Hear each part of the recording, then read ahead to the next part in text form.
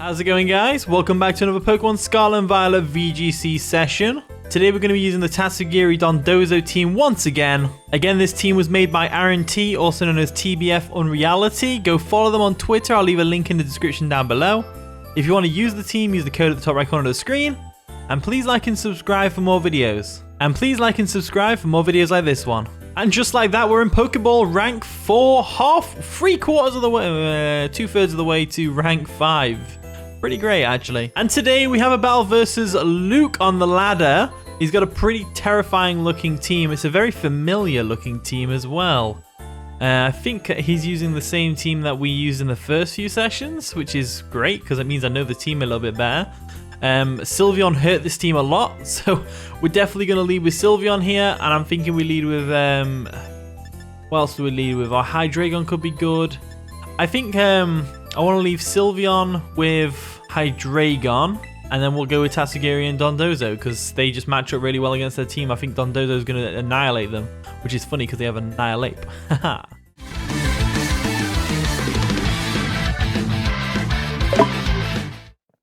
And the battle begins. So my opponent's going to lead off with Mousehold and Hydreigon, as we lead off with Sylveon and Hydreigon. So we've got a bit of a Hydreigon thing going on here. I'm going to go straight for a Hyper Voice. Actually, no, I'm going to go for a Protect first.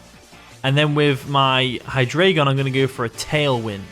That seems like the best option, because I feel like that Hydreigon over there is going to terrestrialize into a Steel type and try and attack the Sylveon, try and put it off, because the Mousehold can go for Follow Me all it wants, and Hyper Voice will still hit both of them. So they definitely have to terrestrialize or switch out the Hydreigon right now. Then we go for a Protect with Sylveon just to see what they're going to do.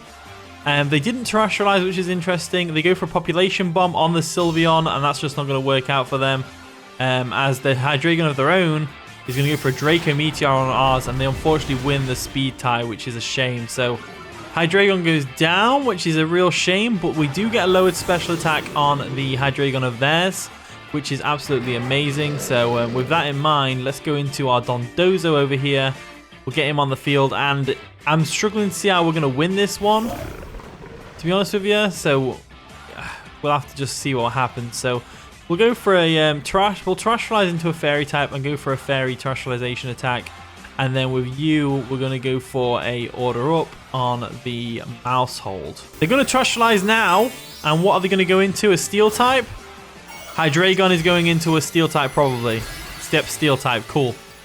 That's unfortunate.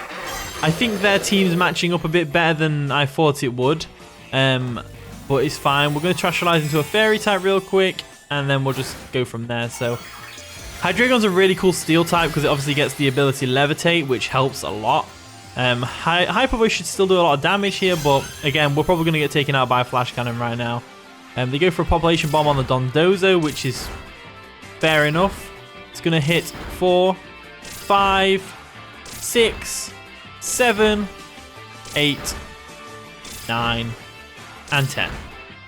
That's a shame. They got all 10 hits. I feel like it always gets all 10 hits. As they go for a Flash Cannon on the Sylveon, obviously we're a Fairy type now, so it's going to hurt. Doesn't do nearly as much damage as I thought it would, actually. That's interesting.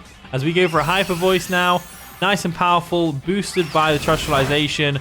Nearly takes out the Mousehold, as we're going to be able to go for an Order Up on the...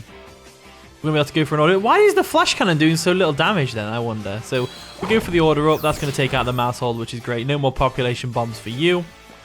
Down it goes, down it goes. So, now that we know that that's doing so much damage, not as much damage to us, I'm wondering what we could do here. So, why is the Flash Cannon doing so little damage to the Sylveon? I can't get my head around it. Doesn't make any sense. So, in comes the Annihilate. That's a threat. But it can't terrestrialize, which means it'll probably get taken out by Hyper Voice now. They more than likely double up here. So I might go for a Protect instead on Sylveon. And then we go for a Wave Crash on the Hydreigon. We're obviously going to lose Dondozo at some point. We're not going to be able to pull off the Dondozo Tatsugiri strats with the health that it's currently at, because there'd just be no point. There we go. Sylveon goes for a Protect. Scout see what they're going to do, as they probably do double down on us. They go for a Shadow Claw, obviously on the Sylveon. Are going to protect against that, as they're going to go for a Flash Cannon. Oh, they go for a Draco Meteor? Oh, that's why the Flash Cannon did so little damage, because they have a lowered special attack from using Draco Meteor before. I'm sure there's someone in the comment section now telling me how much of an idiot I am, so that's fair enough. Absolutely fair enough. So we'll go into Tatsugiri real quick. There we go. Tatsugiri's coming in. Like so. And unfortunately, we can't get the commander off, but I'm going to go for a Hyper Voice anyway. And then I'm going to go for a Muddy Water. Muddy Water only hits those two. That's fair enough. Let's go for Muddy Water. They go for a Shadow Claw on the Sylveon. That's going to do a fairly decent amount because he got a critical hit. As we go for the Muddy Water. The Annihilate actually avoids it, which is fair enough, as the Hydreigon nearly gets KO'd. Accuracy does drop, which is great, as they go for a Draco Meteor on the Tatsugiri. Not going to do enough damage there, I'm afraid. As this Hyper Voice is going to slay right now. So the Hydreigon lost some of its health and fainted, which is great because it means the Hyper Voice is now focused on one opponent, which means there won't be any of the spread multipliers, whatever it's called. As we go for a Hyper Voice, that's going to take out the Annihilate, no problems there. So there we go, down it goes. Down it goes, no problems whatsoever. So that's great. That worked out. Sylveon's Hyper Voice is very strong. Very strong. I'm currently using it on my current 6v6 team as well, and it's incredible. So, in comes the Garchomp. Garchomp has to decide here what it wants to do. I'm going to go for a nice and powerful Protect. I'm fully expecting an Earthquake, so I might not go for a Protect. I might go for a Quick Attack. As with you, we're going to have to go for a Muddy Water again. We are Choice Scarf, so we do outspeed, of course. And we go for the Quick Attack. That's going to do minimal damage to the Garchomp, and then the Rough Skin's going to take us out. But we got some damage off, which is all that really matters. And all we can hope is for a crit Muddy Water right now. Or lowering the accuracy so that they miss. That's all we can really hope for. So we go for the Muddy Water. Minimal damage. Enough to KO a second time. But unfortunately go for the EQ and that's going to take us out. And we did lose the first game. So that's unfortunate. But I think we played really well. We got them down to the last Pokemon, which is important. So yeah. Okay, we found our opponent Hell 2-0. They've got a pretty cool looking team. It looks very similar to ours in the sense it's got the Meowscarada, the Sylveon, it's got the Hydreigon, the Tatsugiri, and the Armarouge. Just got the Garchomp instead, really, of the Dondozo, which is interesting. So, wondering why they're not going for the Tatsugiri Dondozo combo when they have a Tatsugiri. It's not really that useful otherwise. Once again, I'm thinking Masquerada lead. Meowscarada is going to be great here. We're going to want to hit that Sylveon really powerfully. If we can. I'm going to go Armarouge as a second lead, and I'm going to go Sylveon because Sylveon's going to be great for the Hydreigon and the Garchomp, and the Tatsugiri as well. And then finally, I'm thinking we go with our own Hydreigon.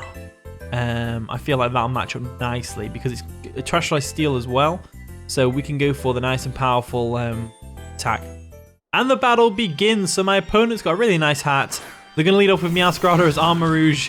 As we also led off with Masquerada and Armarouge, so it's coming down to who's got the better ones, I guess. So we'll go for a knockoff on the Armarouge, and then what we'll do is we'll go for an Armor Cannon on the Meowscarada. I think that's the best thing to go for, really.